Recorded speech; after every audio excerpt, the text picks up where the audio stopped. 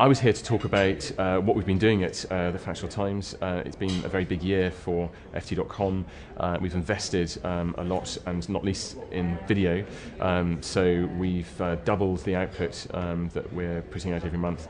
The audiences have grown as well.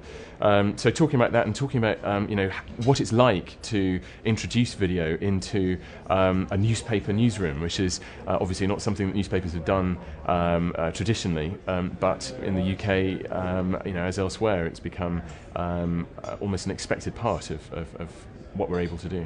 There's certainly demand for video, both amongst the audience, even when there wasn't much promotion, but also advertisers as well. And I think that was probably one of the main triggers a little while back, that advertisers saying, we've got the inventory, we'd love to advertise. We felt that we needed to up the amount of editorial content that we were putting on the site, which is what we've done. I think the main challenge for us is that it's a relatively new element of Financial Times output, video, and so we're having to build up the skills both in front of and behind the camera. So that is the biggest challenge at the moment, is getting everything to professional standard, where we're able to film properly, which I think we've got, edit properly, publish, but then also the presentation, which for a lot of people it'll be the first time that they've been in front of the camera, and that's something which is can be quite stressful for some people. But I've been struck.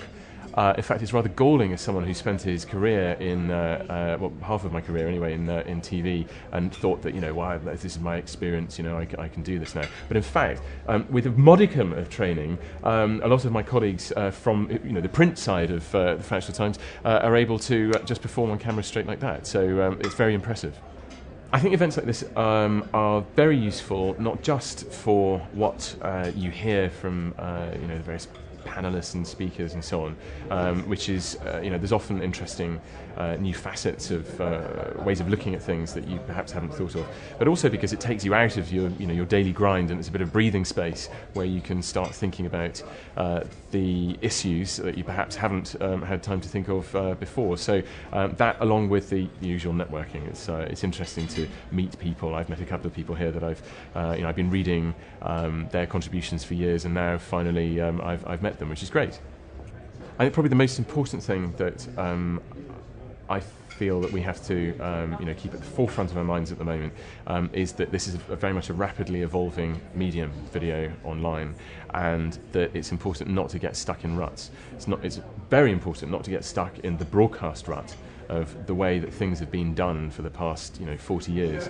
But likewise, once you develop something, just to keep evolving in an iterative process, to keep developing new ways of doing video, and to just keep that sort of freshness there, because your audience is going to keep changing.